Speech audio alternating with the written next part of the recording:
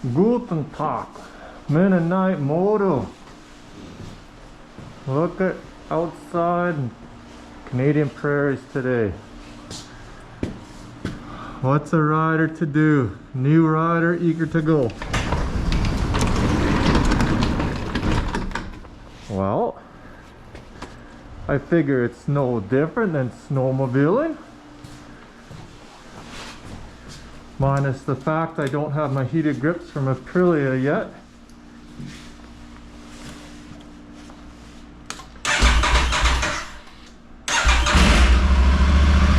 So,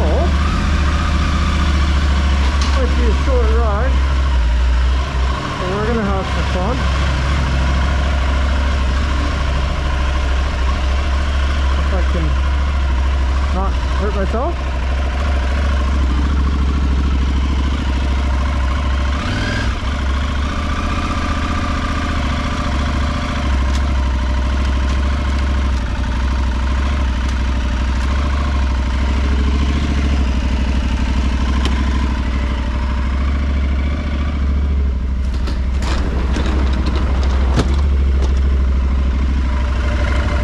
It was 12 degrees in the garage. Oh, I gotta fix this. Whatever, I'll fix it another time.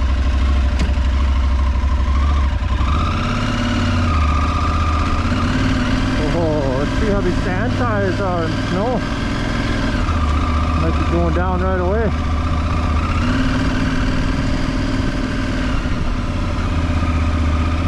Oh, got a big fire going on. The developers.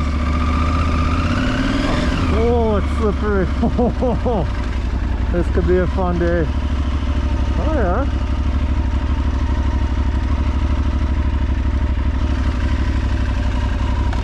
Maybe someone else has been doing the same thing. There's a trail right there. Doesn't look like snowmobile or ATV. It's gotta be a bike. Oh, what are they called? Turkeys! Turkeys! Hey, turkeys! Got a good ride already! Today I'm riding, I have a new foam. It's supposed to help with the wind noise. One of those cheap foam boxes that goes over the GoPro. See if that helps at all with wind noise. I might not be going that fast today anyways, because it's kind of cold and slippery on the trail, so we'll see. I thought I'd talk about, oh, I should have hit that. I gotta warm up. It's been 2 or 3 weeks since I've gone for a ride. I should talk about why I call myself Mennonite moto. Some of you know what a Mennonite is, because you have them living around you, or you are a Mennonite yourself. Some of you think you know what a Mennonite is, but when I tell people I'm a Mennonite, I feel like, don't fall here, Marlon. I feel like I have to explain myself what a Mennonite is, or at least what kind of Mennonite I am. Mennonites came from Europe.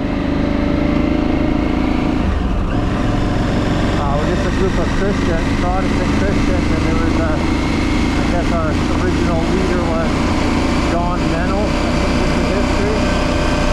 He passed away, decided we're going to create a new denomination, as if we don't have enough already. Call ourselves Mennonites. Follow the Bible, but more specifically the teachings of John Mennel. As far as I know, it's the game what you would have wanted. And Mennonites got scattered around the world during World War I, World War II. Red and white armies trying to kill us, Nazis trying to kill us, prison camps similar to the Jewish people. Not as many of us though, we're a small group of people. They're similar to Tuareg, we live in colonies. Not many Mennonites live in colonies, I certainly never did. We are true to the Bible Protestant Christians. And I grew up in a Mennonite, Mennonite church, which I thought for the most part was true to the Bible, but there had some teachings that I disagreed with. They're very much pacifist, kind of against killing, even in the case of a war, being a soldier. Most Mennonites are kind of against that, which I don't think is biblical. So anyways, it was a good church, but some Mennonites are, well, every church you go to is different. It can be quite wild and unbiblical as well. I don't want to say we're totally different from Hutterites. They're good people. But no, I'm not a Hutterite. Alright. It is slippery, that's for sure.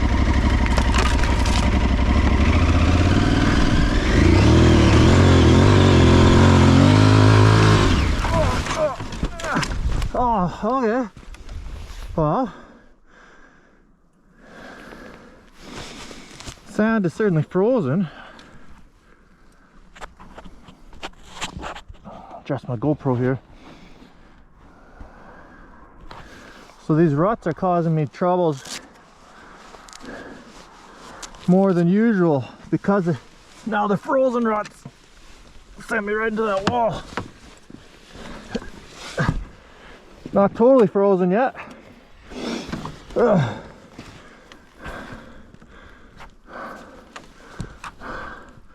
I think if I do fall, it's not going to be too hard. Not totally frozen ground. Okay.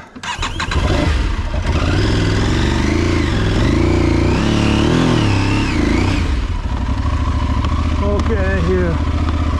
Some added. Okay. Some added challenge here. Wasn't sure if I would even try that hill. Not the biggest hill out here. Maybe I'll just do a nice little putt here. Go through the forest here. Now that I got a sunny day. Before it's super cold. It says it's 2 degrees. I don't think that's right. I think it's still trying to figure out the real temperature.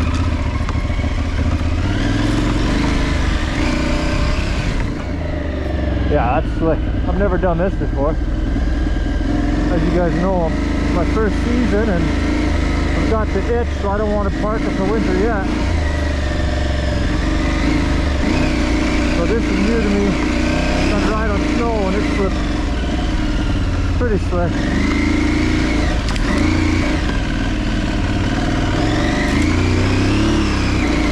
But that's doable. Doable. I don't know if I'm gonna come out much more.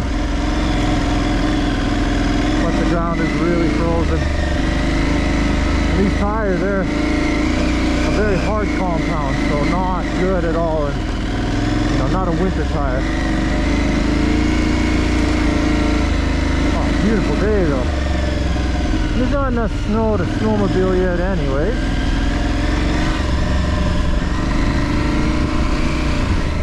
And I don't own a snowmobile. So I'll get some more practice while I can before our long Canadian winter. I'm not in Vancouver where you could ride all year. I'm dead center in the prairies where it is cold in winter, dark. So I guess I'll do things to my bike over the winter. And, well, I'm also considering a new bike, so I don't want to get rid of this one though. I don't know if I can justify buying another one, but I sure wouldn't mind something that's more off-road oriented. Maybe the Husky 501, Husqvarna 501. Now look at this, sun shining through here.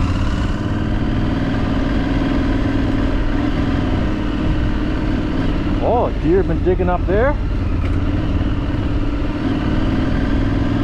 I wish I had my heated grits. One way I ripped through here at 70k. I don't want to go more than 30 on the snow. Some places feel pretty good. And then all of a sudden I got no traction, so I don't know how hard I can push it. What I cannot get away with. Back end goes pretty swirly every now and then.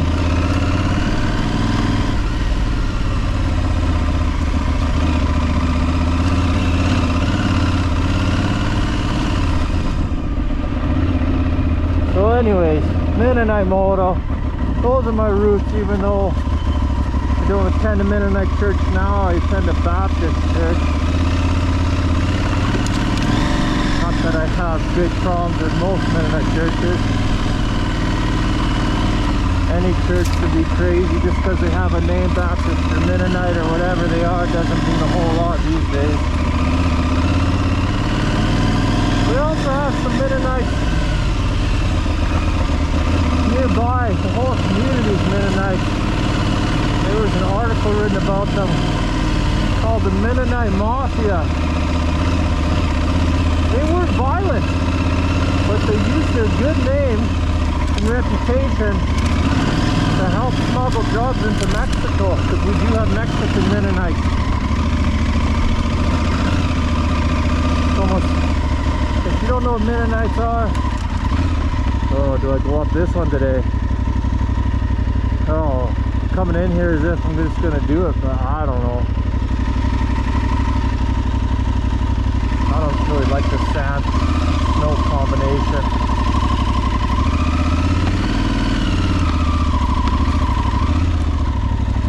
Maybe not right now. Maybe another day. So a lot of people know what Amish are, or at least they have an idea. Some Mennonites are similar to that, but not. Well, some of us, not me or anyone I really know, dress up in, well, they kind of dress like the Amish, like a uniform almost. So you could think of Mennonites as conservative, traditional people like that, but it depends on what Mennonites. Some Mennonites would never, ever allow alcohol into their house, not even a drop. And nor would they allow trick-or-treating, let their kids go trick-or-treating at Halloween.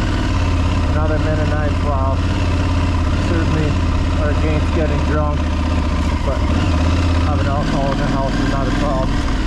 But I would say, generally speaking, we don't. We're careful with alcohol.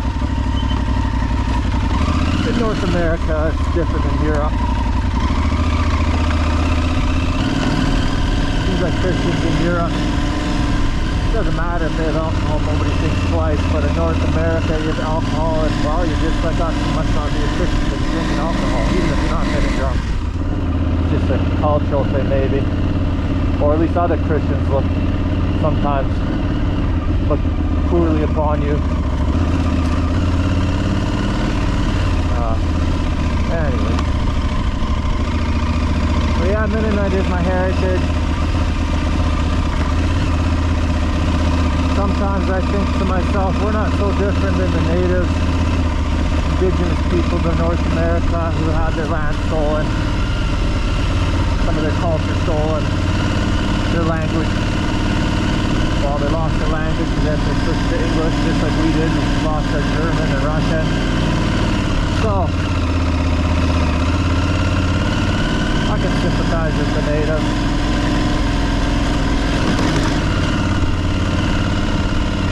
I'd be lying to say there's no racism towards natives in Canada, because there certainly is, for a multitude of reasons.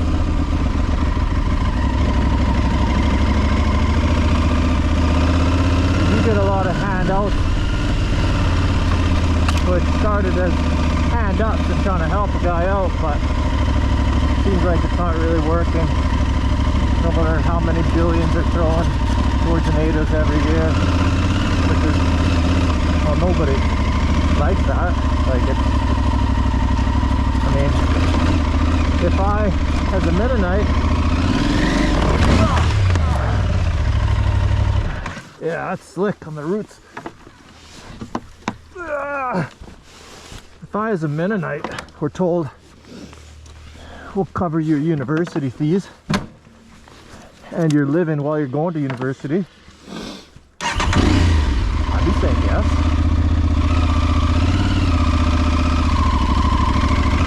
If I grew up in some sort of Mennonite colony where our leader was given money from the federal government, and I was given a house and I didn't have to work, my parents before me didn't work, nobody taught me any life skills, well, how would I fare out if I left that colony? Not very good. So there are, yeah, it's not a good situation. Something needs to change. And I don't think anybody really knows a quick answer or a quick solution. I know in the US, they seem to have integrated a lot better into society. I worked with a native who grew up in Tennessee. He was adopted into a family there. He came back to where his parents were in Canada when he was 35, 36. He was in the US Army as a mechanic. Worked as a trucker as well. And when he came to Canada, he says, I can't believe how many things are given to natives here. Such as university, different grants if you want to start your own business. He says, I can't believe how it is here. It's so easy. But at the same time, it's not easy because you grow up without any life skills. In not all cases. Some reserves are 100% employment rate, wealthy and amazing work ethic. But that's not the norm. That's not me being racist or trying to give them a hard time. I'm saying it's unfortunate. And anybody else would be the same if you grew up like that. My grandpa, 8 years old when he came to Canada or something like that. My great grandpa had almost zero wealth coming to Canada. 1913, 1918, something like that. Grandpa had a successful farm, started to build up some wealth. Easier for my dad's generation and easier again for my generation. So the situation with natives in Canada, I imagine it's going to take a few generations at least of making good choices and taking those steps. It's not going to happen in one generation, but it seems like things are getting not a lot better.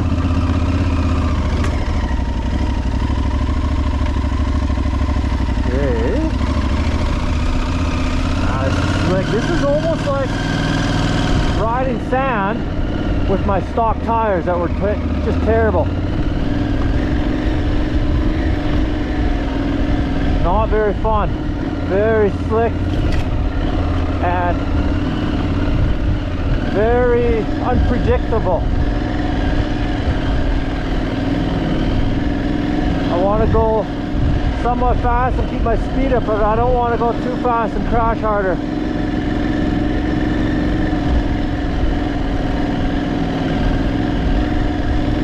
My hands are getting cold. Time to go home. Yikes.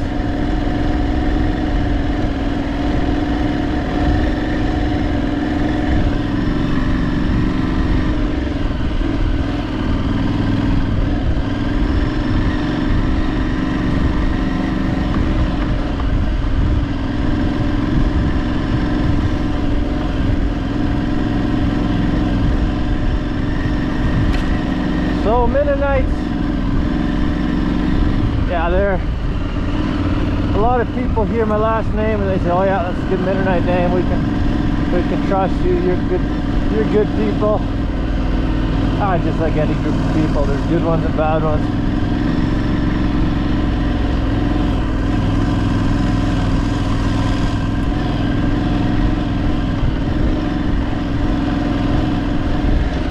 So this is Aprilia.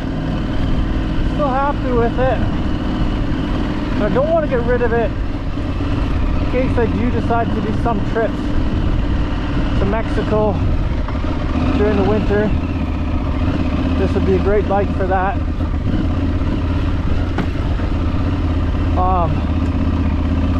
The only thing that worries me about that is there's no Aprilia dealerships even close to me. Just going out of country would be nice to have a bike where there's lots of dealers worldwide. But it's still new. I think I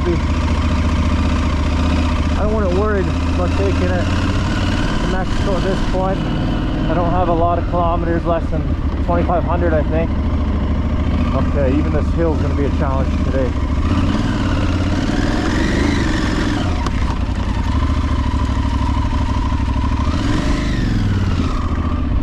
But around here, I've learned all I'm really riding is trails. So I've researched the Husky 501 and KTM 500. Basically the identical bike. I read they're very high maintenance because they're so high performance. When I look at other options, and I'm still kind of leaning towards one of them, maybe the Husqvarna. It's just so expensive for a bike I'm gonna take off-road and only ride weekends. All the time I have these days, really, weekends. There's a baby deer.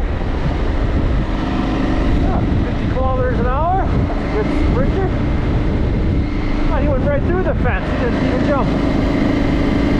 So, we'll see. It'd be easier to afford it if I traded this in, but I don't want to get rid of this bike. Yeah, that's cold. It says it's only -2, but this might be my last ride for the winter. This is too much for me. Especially with no heated grips, and I never did get the taller windscreen. Yeah, this is terrible. Sucks the fun right out of it. At least it's a nice sunny day.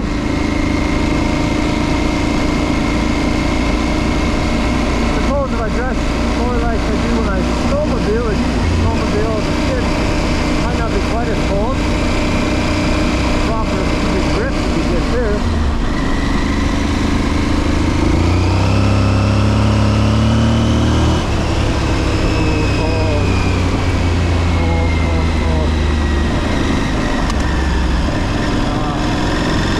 Yeah, that Husqvarna looks pretty awesome when, well, that and the KTM 500. Basically the same horsepower as this bike, but about half the weight, 200 pounds lighter. Ridiculous. 200 pounds lighter, give or take. That's the way to go off-road. Get that lightweight. I don't need that much performance. When I go to a lower performing bike like the Honda 300 Rally, now it's still lighter than this bike, no doubt, but about 100 pounds heavier than the Husqvarna, and very low performance. But really the only good thing about that is the very low maintenance cost. Other than that, I don't see any road. Well, it's a cost. Much cheaper as well. But why buy something if you don't want it? Just because it's cheap doesn't mean it's going to keep you happy. People say that I could buy 2 of those for that Husqvarna. Well, that's true, but does it mean you want it? Well, if it was free, you might still not want to ride it. I would want to ride it.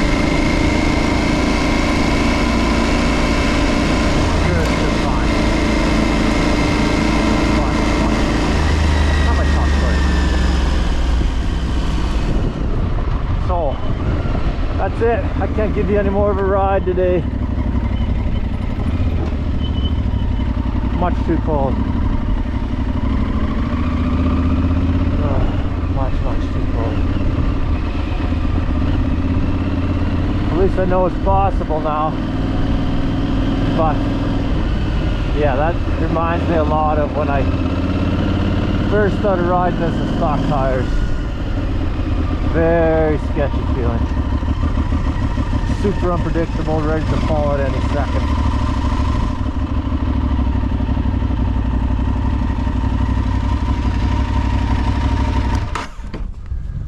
Okay, until next time, I'll do some gear reviews later. I'm gonna get some new gear over the winter and see how it is, just how it fits anyways. So stay tuned for that. If you guys get comments about the Husqvarna and your thoughts, that'd be great. Thanks a lot, guys.